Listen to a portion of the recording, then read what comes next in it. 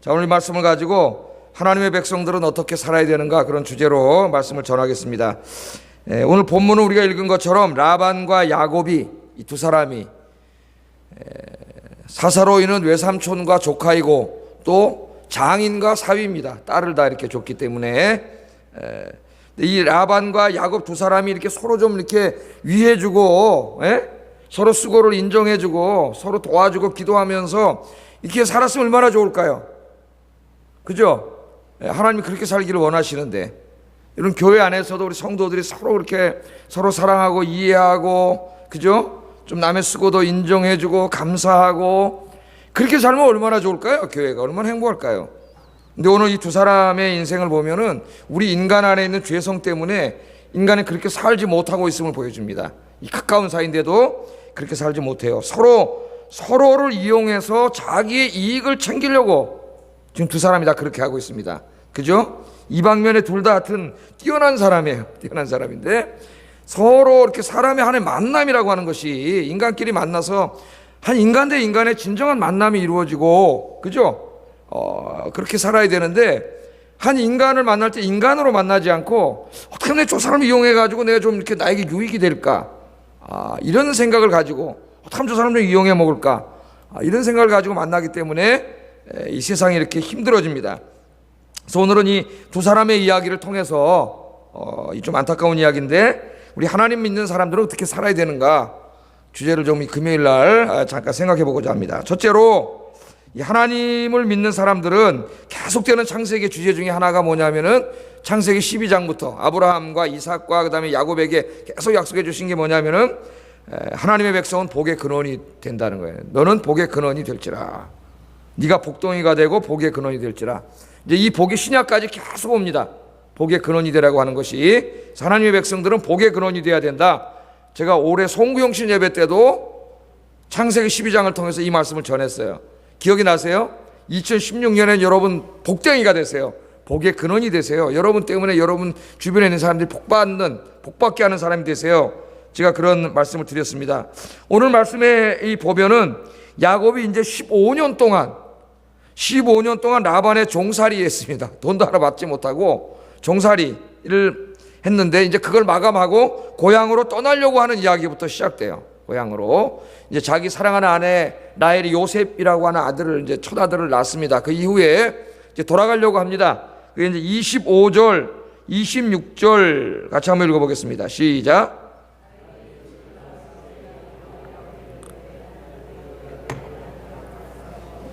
내가 외삼촌에게서 일하고 얻은 처자를 내게 주시어 나로 가게 하소서. 내가 외삼촌에게 한 일은 외삼촌이 아시나이다. 아멘. 이제 아내도 둘 생겼고 자식도 많이 생겨서 고향으로 가고 싶어요. 엄마도 보고 싶고 아버지도 보고 싶고 고향 땅으로 가고 싶습니다. 이제 가야 되겠는데, 간다 그러면 뻔하게 이 라반이 너 혼자 가라 그럴 것 같아요. 너 혼자 가라. 딸들 다 놓고 너 혼자 가라 그럴 것 같아요. 그래서 아마 고심을 많이 했던 것 같습니다. 그래서 생각을 많이 하고 라반을 찾아가가지고 요셉을 낳을 때에 라반에게 가서 나를 보내 고향 땅으로 가게 해주세요. 내가 외삼촌에게 일하고 얻은 이 처자, 내가 15년 동안 일했잖아요. 처자를 나에게 주셔서 내가 가게끔 도와주세요. 그렇게 가서 이야기합니다. 내가 외삼촌 위해서 15년 동안 일한 거 외삼촌이 다 아시지 않습니까?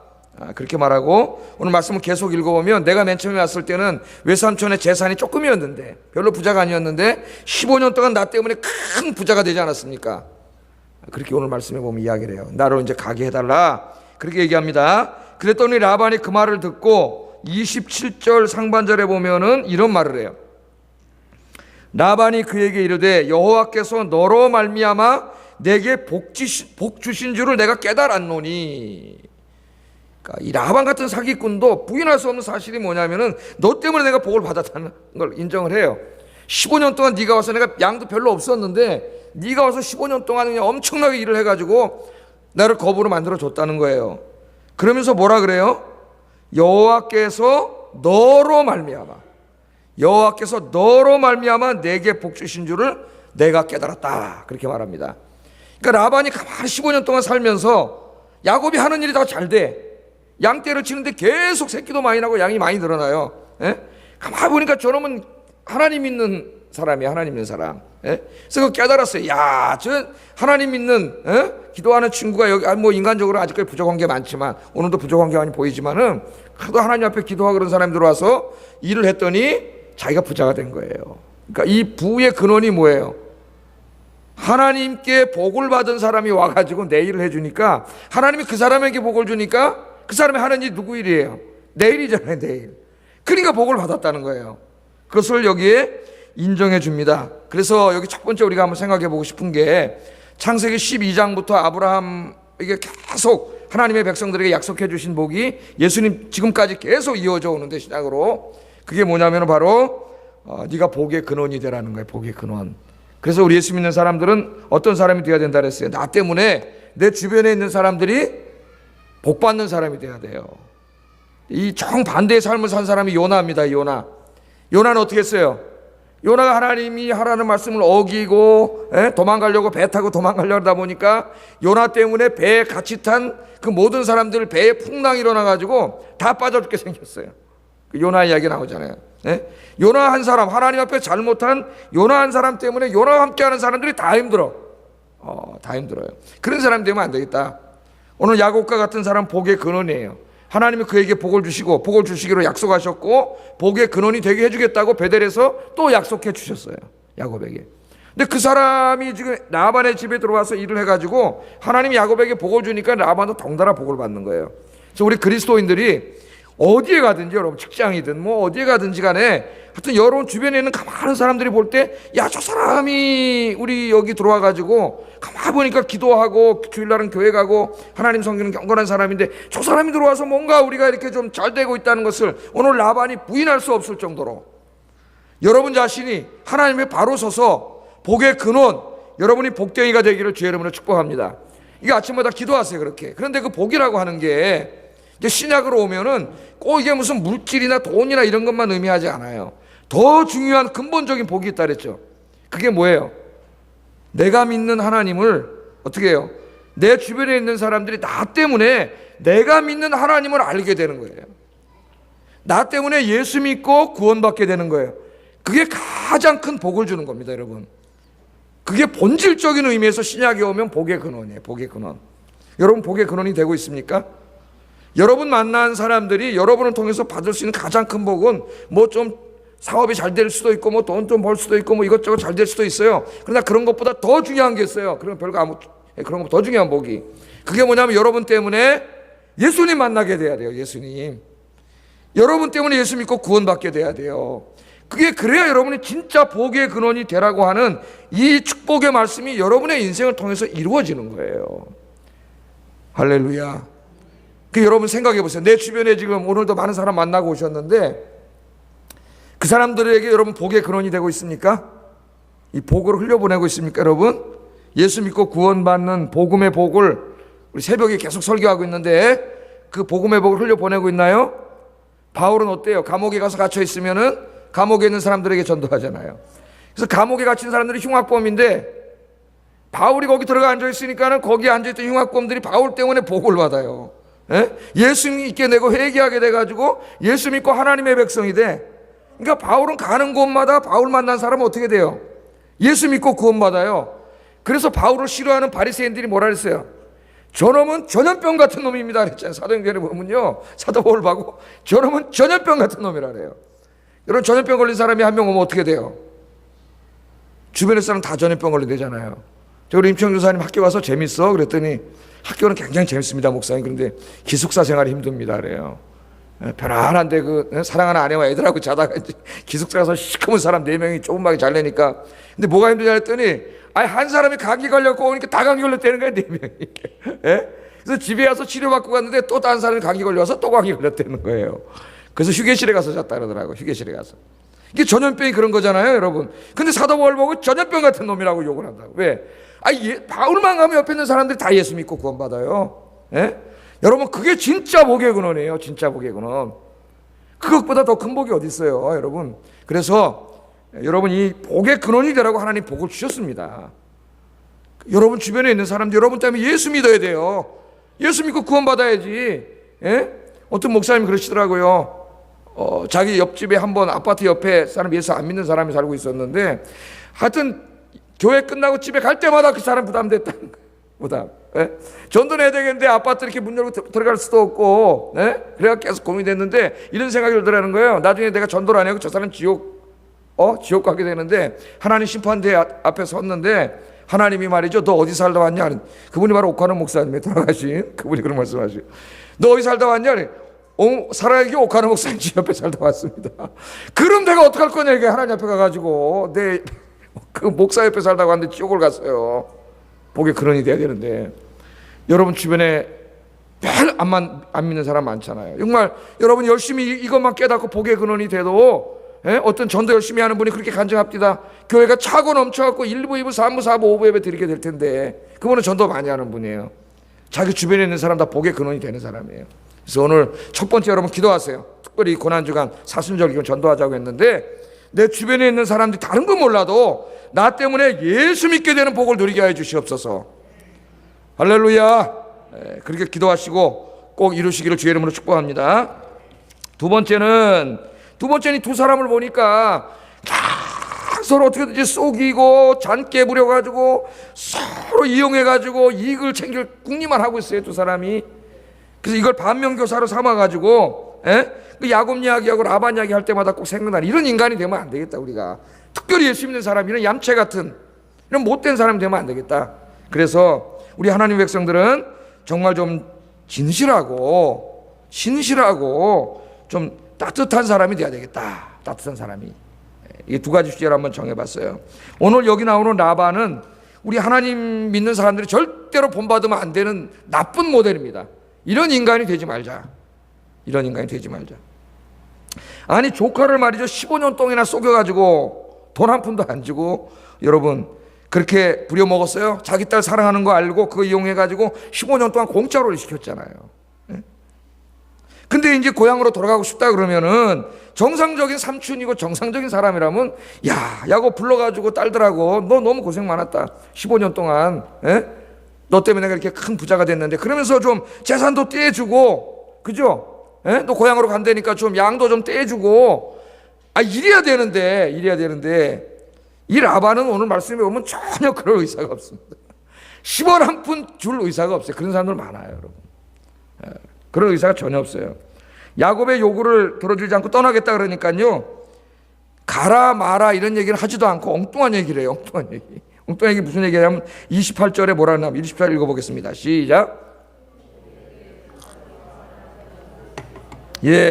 아내가 집으로 가야 되겠다 그랬더니 가라 오란 말을 하지 말을 않고 동문서답 같은 말을 해요. 그런 거 있죠. 남의 얘기는 듣는 말은 듣지도 않고 가만히 있다 이놈 가면 안 되는데 이거 있어야 내가 계속 돈 버는데 보내면 안 되겠다 이 생각만 하고 자기 생각만 하는 거지. 야 내가 이제부터 품삯을 줄 테니까 한번 품삯을 정해봐라. 그렇게 얘기합니다. 노라고 말하지 않았지만은 왜 떠나느냐고 화도 내지 않았지만 사실은 교묘하게 못 가게 하는 거예요. 교묘하게 못 가게 하는 겁니다. 하여튼 교묘해 못된 사람들은. 이 라반은 하여튼 이런 일에 능숙한 사람이에요. 자, 품삯을 준다 그러니까 벌써 야곱은 이거 속이려고 그러는 거 알고 있어요. 15년 동안 한 푼도 안 줬는데 저 인간이 줄 리가 없습니다. 그래서 이 말을 듣고 화가 나가지고 이제 막 퍼붓기 시작하는 거예요. 화가 나가지고 29절 30절 한번 읽어보겠습니다. 뭐라고 퍼부었는지 시작.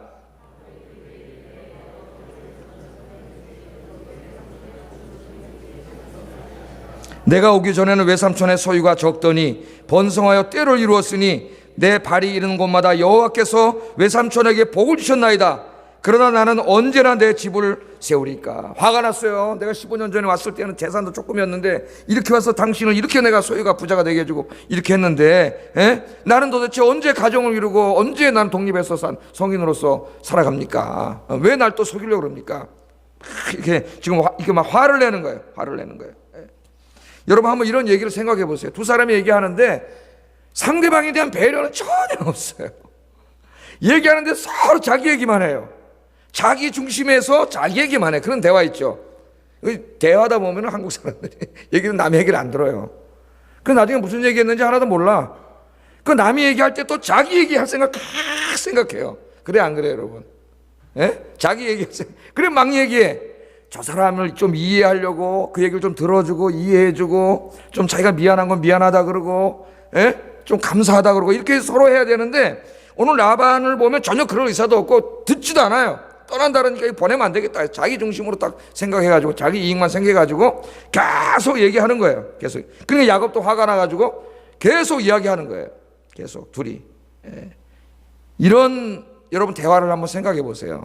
이게 부부간에도 이런 대화가 이루어질 수가 있고 우리 인간의 만남에서 이런 대화가 참 많습니다. 우리 안에 죄성 때문에 여러분 우리 그리스도인들은 좀 남의 이야기를 들어주고 또 좀 대화를 하고 서로를 이해하려고 좀 노력하고 배려하려고 노력하고 내가 미안한 건 좀 미안하다 그러고 좀 감사한 건 감사하다 그러고 좀 그렇게 되는 여러분 되기를 주의 이름으로 축복합니다. 이게 이 직장에서도 경영자 노동자 매일 우리나라에 봄만 되면 춘투라 그래가지고 이제 또 막 이제 다 들고 일어날 텐데 여러분 서로가 서로를 좀 이게 수고를 이해해주고 그러면 이런 일이 안 벌어질 거예요. 경영자가 뭐 자기만 자본 투자하고 경영 잘한다고 되나요? 노동자들이 열심히 일을 했기 때문에 좋은 제품이 만들어져서 회사가 잘 된 거죠. 그죠? 감사하는 마음 갖고 경영인들은 또 노동하는 분들은 자기가 뭐 이게 잘 만들었다고 만들기만 했다고 이게 뭐 회사가 잘 되나요? 그 어떤 물건을 만들 것이며 어떻게 만들 것이며 이걸 마케팅 어떻게 하고 광고는 어떻게 하고 판매 전략은 어떻게 세우고 경영진들이 이걸 잘 했기 때문에 또 이게 좀 삼성 핸드폰 하나 만들면 1000만 대 이상이 막 팔리는 거예요. 그러니까 이게 서로가 수고를 인정해 주면은 이 노사 문제가 훨씬 줄어들 거예요. 그러나 이 좌파 노동 운동하는 사람은 마르크스의 영향을 받아가지고 이 인간 사회 속에서 경영자라고 하는 사람들은 놀고 먹는 놈들이야. 자본가는 이게 백해무익한 놈들 없어져야 돼요. 노동자가 생산하니까 노동자 주인이 되는 사회를 만들어야 된다. 이래가지고 들고 나와요.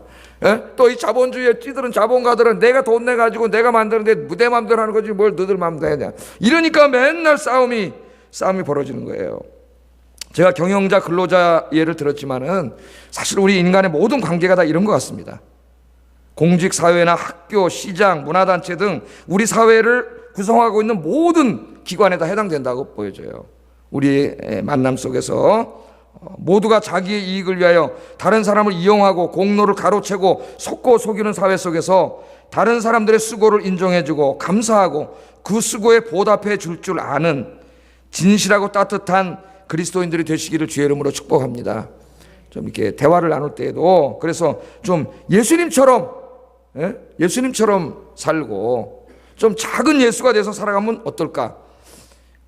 이 대기업을 넘어서 위대한 기업으로 그런 이제 책이 있는데 이 책에 보면은 이 필자가 이제 이 CEO들을 인터뷰해 가지고 이제 그 책을 썼는데요. 큰 회사 정도가 아니라 그걸 넘어선 더 큰 회사, 그레이트 컴퍼니를 만든 CEO들을 만나가지고 이제 자기가 이 사람들을 왜 이렇게 쓴 거겠나 이제 이걸 해서 쓴 책이에요. 이 책이. 그 중에 이제 제일 중요한 게 뭐냐면은 거기에 창문과 거울 이론이 나옵니다. 창문 이론과 거울 이론. 그러니까 그 위대한 그레이트 컴퍼니를 만든 사람들을 만나보면은 이 사람들이 하나같이 공통적으로 나타나는 게 있는데 그게 뭐냐면은 회사가 잘 되고 판매량이 늘고 돈을 많이 벌고 그럴 때는 항상 이 창문 밖을 본다는 거예요. 창문 밖을. 저 바깥에 나무도 있고 거기 바위도 있고 꽃도 있고 풀도 있고 내가 잘 되고 행복한 거는 나와 함께 일하는 이 모든 사람들 때문에 이 회사가 잘 됐습니다. 꼭 이렇게 얘기한다는 거예요. 그리고 회사가 좀 어렵고 좀 판매량이 떨어지고 생산량이 좀 있고 이럴 때는 항상 거울을 본다는 거예요. 거울을 보면서 저 사람들을 탓하지 않고 내가 잘못한 게 뭐 있나, 내가 경영을 잘못한 게 뭐 있나, 내가 이 투자를 잘못한 게 뭐 있나, 이걸 쳐다본다는 거예요. 그런데 그렇지 않은 사람들을 깎으로 한다는 거예요. 회사가 잘 되고 판매량이 올라가면 뭘 봐요? 거울을 보면서 야, 너 참 멋진 놈이다. 능력 있고 나 때문에 잘 된 거야. 넌 대단해, 위대해. 이러고 회사가 좀 안 되고 회사가 좀 망하려고 하면 바깥을 쳐다보는 거예요. 저기는 저 나무 때문에 안 됐고 돌 때문에 안 됐고 꽃 때문에 안 됐고 저놈 때문에 안 됐고 노동자 때문에 안 됐고 무슨 상무 때문에 안 됐고 맨날 이런다는 거예요. 그래서 회사가 망한다는 거예요. 이 책에 나오는, 이 유명한 책에 나오는 이야기예요. 가장 성공한 CEO들의 가장 큰 특징이 바로 이 창문과 거울 이론입니다. 창문과 거울 이론. 우리 그리스도인들이 그렇게 살았으면 좋겠어요. 남 탓하고 원망하고 그러지 말고 뭐가 안 되고 좀 그럴 때는 자기를 돌아보고 자기를 반성하고 자기를 회개하고 하나님 앞에 그렇게 하고 좀 뭐가 잘 되고 그럴 때는 내 주변에 있는 분들이 다 이렇게 수고하고 헌신했기 때문에 이렇게 잘 돼서 고마워하고 감사를 표시하고, 그럼 우리 사회가 얼마나 아름다워질까요? 우리 기독교인들이 그렇게 살면. 여러분들이 다 그렇게 되기를 주의 이름으로 축복합니다. 저 자신부터 우리가 노력해야 되겠어요. 그러면 우리 주변에 많은 분들이 우리를 통해서 예수님을 만나게 될 거예요. 예수 믿는 사람들이 저렇구나 저렇구나. 제가 늘 얘기하잖아요. 간디한테 전도했더니 간디가 그랬다 그랬죠. 우리한테 예수 믿으라 그러지 말고 당신들이 예수님처럼 사세요. 그러면 내일부터 모든 인도 힌두교도들이 주일날 교회 나가게 될 겁니다.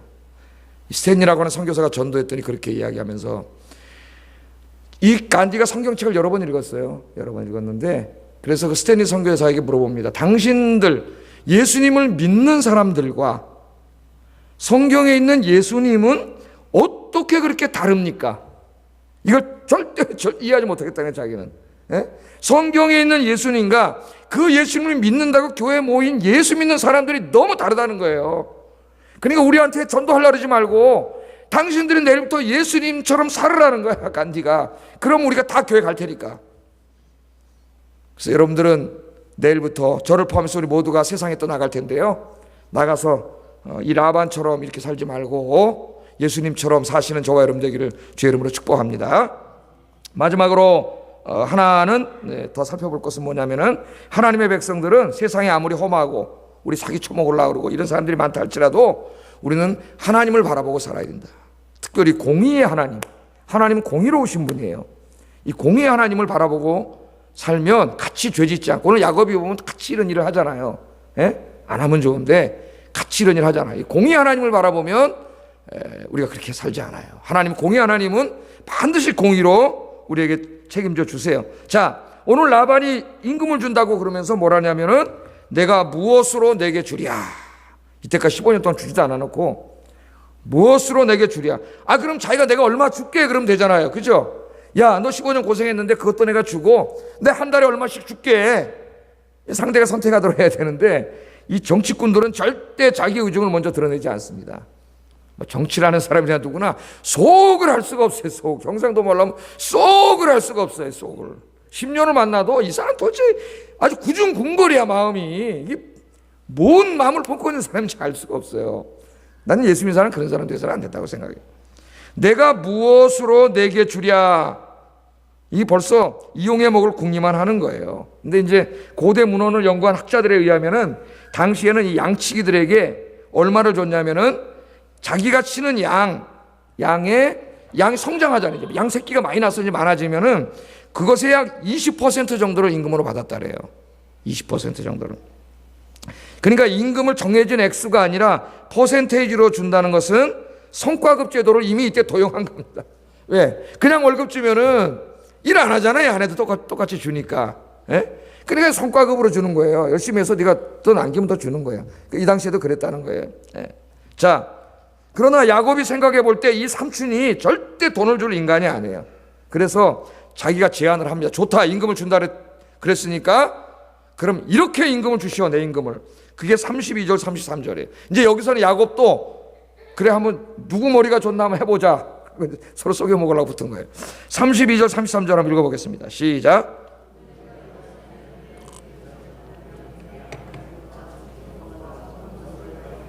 또 염소 중에 점 있는 것과 아롱진 것을 가려내리니 이 같은 것이 내 품삯이 되리이다. 9일에 외삼촌께서 오셔서 내 품삯을 조사하실 때에 나의 의가 내 대답이 되리이다. 내게 혹시 염소 중 아롱지지 아니한 것이나 점이 없는 것이나 양 중에 검지 아니한 것이 있거든 다 도둑질한 것으로 인정하소서.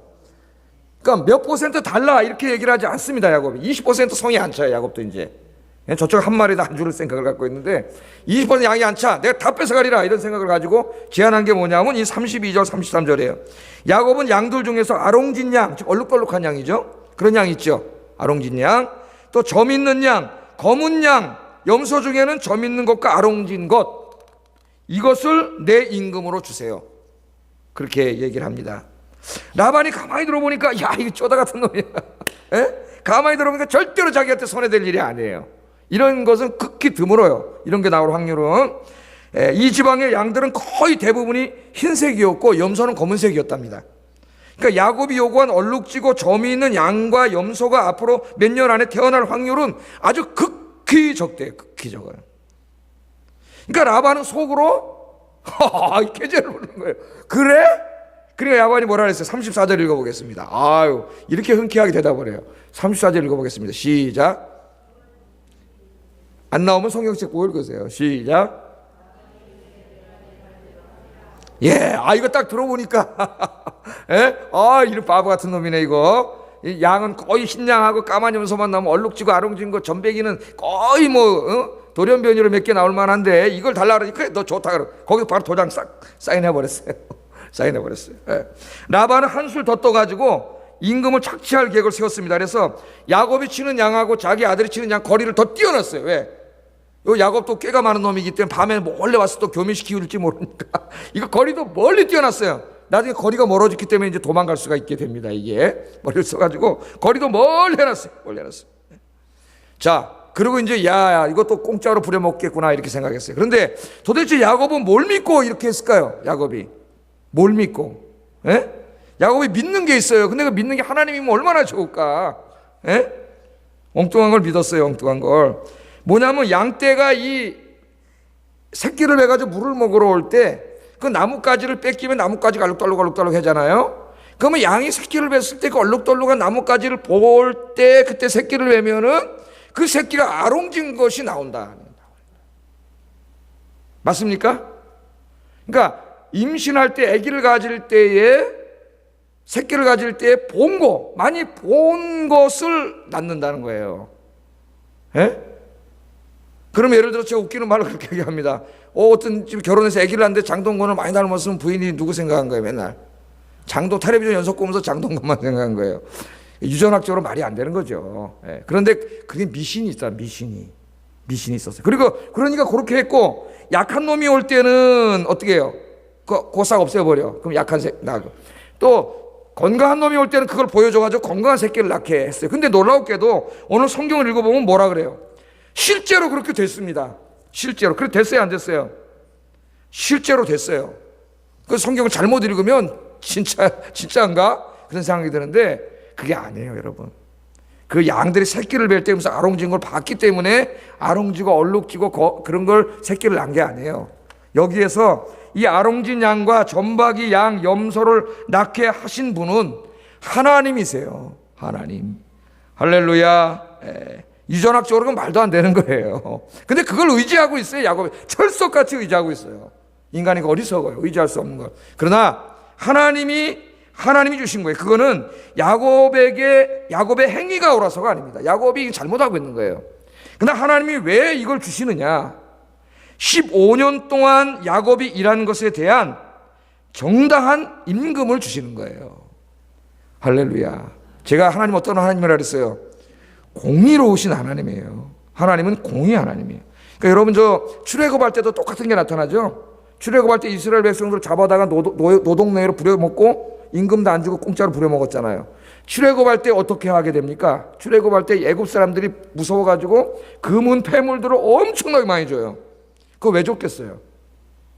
공의의 하나님께서 임금을 받게 하신 거예요. 임금을. 이걸 우리가 알아야 돼요. 하나님은 공의의 하나님이에요. 야곱이 분명히 잘못하고 있어요. 야곱이 잘해서 준 게 아니에요. 야곱이 15년 동안 그가 정말 열심히 진실하게 성실하게 땀을 흘려서 일해가지고 그 라반의 양떼들을 많게 해줬어요. 근데 저놈이 나빠가지고 15년 동안 임금을 주지 않아요. 하나님이 그걸 다 보고 계신 거예요. 야곱이 성실하게 삥땅 치지 않고 기도하면서 열심히 일한 것을 하나님 다 보고 계셨기 때문에 하나님이 공의 하나님께서 야곱에게 월급을 주신 거예요. 월급을.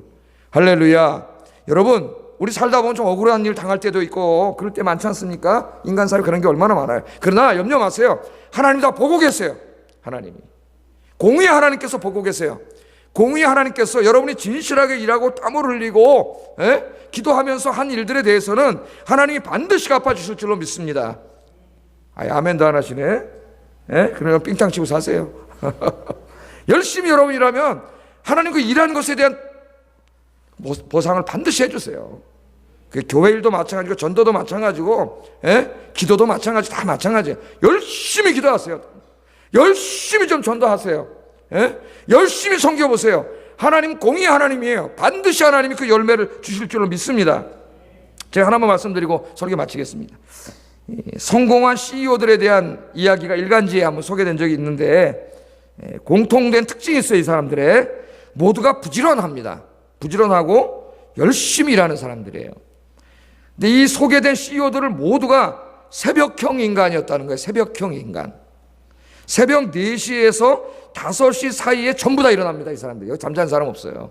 여러분 여기 지금 엄청난 저 CEO들이 이 시간에 잠자는 사람이 거의 없더라고요. 4시, 5시에 다 일어나요. 이 사람들이 다 일어나. 그래서 이 글을 읽으면서 보니까 이 사람들이 24시간을 쪼개서 쓰더라고. 24시간을. 돈 많으니까 편하게 잠만 잘 것 같아요. 새벽 4, 5시면 다 일어나요. 부지런하게 하루를 굉장히 열심히 이 사람들이 살아가요. 근데 그 중에 한 사람이 눈에 띄었는데 이 주식회사 신원 회장인 박성철이라고 하는 회장님이신데 이분 이야기가 눈에 띄었습니다.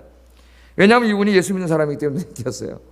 이분은 매일 지금도 3시 30분에 일어납니다. 회장님인데 큰 회사 회장님 3시 30분에 일어나가지고 이유를 기자가 물어봤더니 자기 교회 새벽 기도에 참석합니다. 새벽 기도에 참석해요.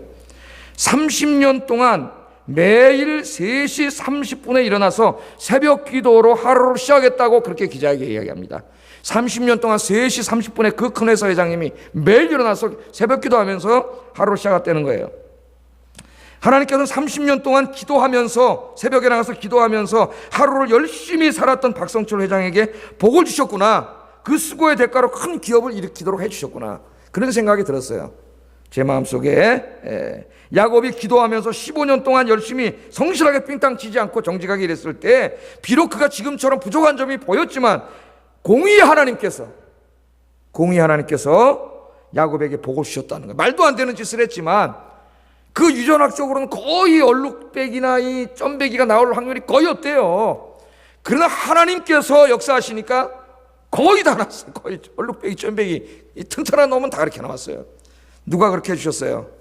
하나님께서 그렇게 해주셨어요. 그래서 여러분은 오늘 배울 건 야곱의 이런 잘못된 행위는 배우지 말고 그가 정말 진실하고 열심히 일했더니 하나님이 갚아주셨다고 하는 이것을 가지고 여러분 정말 무슨 일을 하든지 주의 일이든지 뭐든지 정말 기도하면서 진실하게 성실하게 여러분 하나님만 바라보고 열심히 일하셔서 영육간에 큰 복을 받으시는 여러분 되기를 주의 이름으로 축복합니다.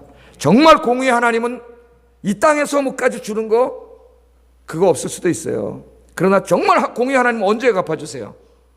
오늘 새벽에도 우리가 설교했는데 주님의 나라가 임할 때에 주님이 더 큰 것으로 갚아주세요.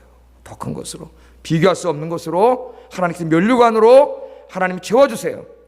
이 땅에서 주님을 위해 열심히 섬기고 전도하고 교회 섬기고 그러다가 매 맞고 고난당하고 순교한 그 사람들 누가 갚아줍니까? 죽었는데 이 땅에서 공의의 하나님께서 하나님 나라에서 하나님께서 좋은 것으로 갚아주실 줄 믿습니다.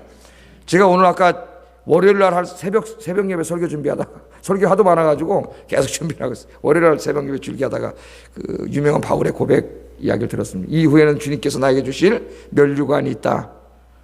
주님을 사모하는 모든 자에게 주님이 면류관을 주실 것이다. 그 부분을 제가 읽다가 하나님의 상급에 대해서 생각을 하게 됐습니다. 하여튼 월요일 날 제가 또 설교를 할 텐데 상급 이론을 반대하는 사람도 있고 인정하는 사람도 있어요. 저는 상급 이론을 지지하는 사람이에요. 근데 제 스승인 김세경 교수는 상급 이론을 믿지 않아요. 그 사람은 너무 나는 그 양반이 평등주의라고 하는 사회과학적인 틀을 갖고 천국을 이해하는 것 같아요. 근데 오늘 톰 라이트를 읽다가 깜짝 놀랐어요. 톰 라이트가 나랑 똑같은 얘기를 했더라고. 나는 몰랐는데 똑같은 얘기를 했어요. 자기는 그렇게 생각하지 않는다는 거예요. 구원은 믿음으로 받지만 하나님 앞에 재판대 앞에 섰을 때의 미래의 종말에 그 이야기를 다룰 때는 항상 성경은 한 사람의 인생 전체에 대해서 다룬다는 거예요. 정말 그래요. 전쟁인지 다뤄요. 그리고 오늘 그 구절에서도 하나님이 면류관을 주시는데 그거는 하나님께서 이 땅에 새 세상이 이루어질 때 새 나라가 이루어질 때 그게 정확하게 뭔지는 모르지만 엄청난 영광과 명예가 될 것이다. 할렐루야. 여러분 예수를 다 믿었는데 어떤 사람은 그냥 예수 믿다 교회 나갔다 간신히 불에서 구원받은 것처럼 구원받고 어떤 사람은 한평생 주님을 위해서 섬기고 봉사하고 기도하고 전도하고 열심히 신앙생활 주님 앞에 갔는데 두 사람이 똑같다 그러면 말이 되겠어요? 난 그러면 하나님 공의로운 하나님이 아니라고 생각해요. 그래서 난 상급 이론이 있다고 믿는 사람이. 물론 상급이 무슨 뭐 어떤 사람 말하더니 뭐 큰 저택을 하나님이 주고 아파트를 주고 그런 말도 안 되는 게 아니라 엄청난 면류관이 뭐야? 면류관이 영광이에요. 하나님의 영광과 명예예요. 다 구원받았지만 그 가운데 하나님이 영광되게 하고 그 이름이 하늘의 별처럼 빛나게 하는 영광을 주신다는 거예요. 공의 하나님이에요. 하나님은. 예? 그렇지 않겠어요, 여러분? 예수 믿기 뭐 1시간 전에 예수 믿고 죽었어요. 구원은 받겠죠. 그러나 한평생 주님을 위해서 살고 주님의 복음과 교회를 땀 흘리고 헌신한 사람이 똑같이 대우받겠습니까? 하늘에 가서? 난 그렇게 생각하지 않아요. 구원은 완전해요. 구원은 완전하기 때문에 구원은 다 받지만 그러나 그 더 큰 그 위에 영광과 명예, 하늘의 별처럼 빛나는 게 뭔지 모르지만 그 영예를 공의 하나님께서 여러분에게 보상으로 내려주실 줄로 믿습니다. 톰 라이트가 주석에서 이렇게 쓴 걸 보고 내가 너무나 큰 위로를 받았어요. 에? 야, 이 톰 라이트 이렇게 생각을 하는구나. 주의 말씀 깊이 연구합니다. 그래서 여러분 이걸 기대하면서 이 땅에서 세상의 일도 열심히 하나님 바라보면서 정직하게 기도하면서 일하지만 주의 일도 열심히 일해서 여러분 하나님 앞에 갔을 때 그 영광과 명예를 받아 누리는 여러분 되기를 주의 이름으로 축복합니다. 기도하겠습니다. 말씀을 생각하면서 우리 기도하겠습니다. 하나님, 2016년엔 정말 내가 복의 근원이 되게 해주세요. 내가 가는 곳마다 만나는 사람들마다 복을 받는데 다른 복보다도 정말 더 중요한 복, 나 때문에 예수 믿고 구원받게 해주세요. 그런 복의 근원이 되게 해주세요. 여러분 기도하시고, 두 번째, 내가 이 땅에 살아가면서 너무 나만 생각하고 내 위주로만 말하고 그런 사람 되지 말게 하시고 좀 다른 사람을 이해하고 다른 사람의 수고도 인정해주고 때로는 미안하다고 사과도 할 줄 알고 격려해 줄 줄 아는 그런 정말 예수님 닮은 인격을 갖춘 사람이 되게 해주세요. 세 번째는 공의 하나님 바라보고 주의 일이나 세상 일이나 정말 기도하면서 진실하게 열심히 오늘도 땀을 흘리게 해주세요. 같이 기도하겠습니다. 사랑하시는 하나님,